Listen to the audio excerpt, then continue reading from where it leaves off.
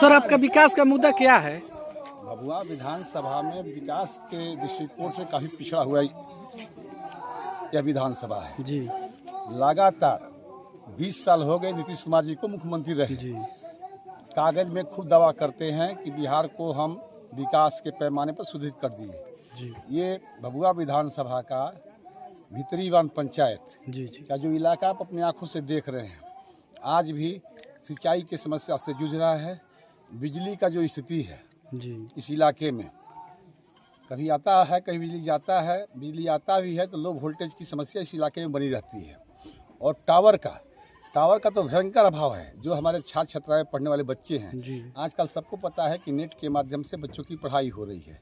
आज भी आज़ादी के इतने दिनों के बाद भी इस तरह से दूरभाष से दूर रहना, नेटवर्क से दूर रहना, जी बच्चों का शिक्षा बाधित हो रहा है। आने वाले समय में हम लोग प्रयास करेंगे। इस इलाके में आज तक अभी महिला महाविद्यालय नहीं है। रामपुर प्रखंड बच्चियां उच्च शिक्षा से वंचित रह जाती हैं। इस इलाके में कोई डिग्री कॉलेज नहीं है। तो हम लोग देख रहे हैं इस इलाके में घूम घूम कर कि आने वाले समय में जब मौका मिलेगा, हमारी सरकार जब बिहार में बनेगी, तेजस्वी प्रसाद यादव जी जब बिहार के मुख्यमंत्री बनेंगे, तो इस इलाके को उस रूप में हम लोग विकसित करेंगे कि टावर की समस्या से कोई छात्र छात्राएं वंचित न रह जाए।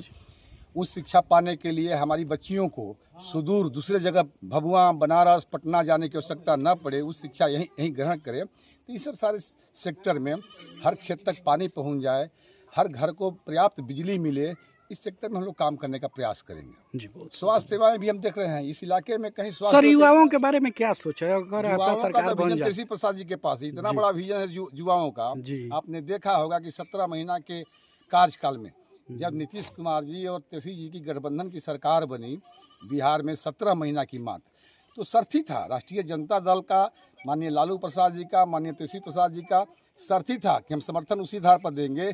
जो 2020 में मेरा एजेंडा था कि बिहार में 10 लाख युवाओं को हम पक्की सरकारी नौकरी देंगे।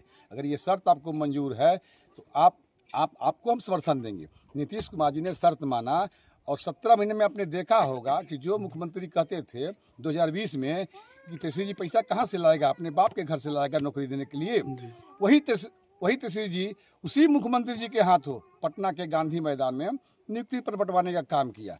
और आने वाले समय में 2025 में बिहार में महागठबंधन की सरकार बनेगी तो तेजस्वी जी की घोषणा है, महागठबंधन के घोषणा पत्र में हमारा शामिल है कि हर उस घर को हम सरकारी नौकरी देंगे जिस घर में पहले से कोई सरकारी नौकरी न हो। इसलिए युवाओं के बारे में पूरा कंसेप्ट तेजस्वी जी का साफ है। हम पलायन रोकने का प्रयास करेंगे, जो पलायन हो रहे हैं बिहार में उसको हम रोकने का प्रयास करेंगे और हर एक घर में सरकारी नौकरी देने का जो तेजस्वी का वादा है उसको हम धरातल पर उतारेंगे। बहुत